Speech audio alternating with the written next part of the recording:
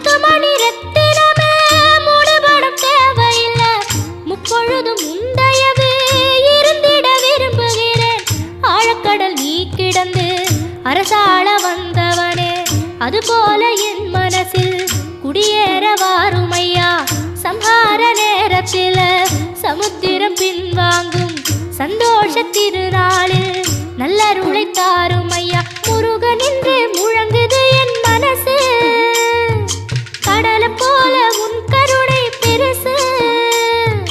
உப்பு காத்து ஊத காத்து சுத்தும் கடலு கரைய பார்த்து சத்தியமா கோயில் கொண்ட சுபையா எங்க குப்பத்துக்கு குலவிளக்கு நீ ஐயா திருச்செந்தூர் ஆண்டவனே வேல் முருகா தினம் உனக்கு நன்றி சொல்வோம் மால் மருகா திருவடியில் தவம் இருப்போம்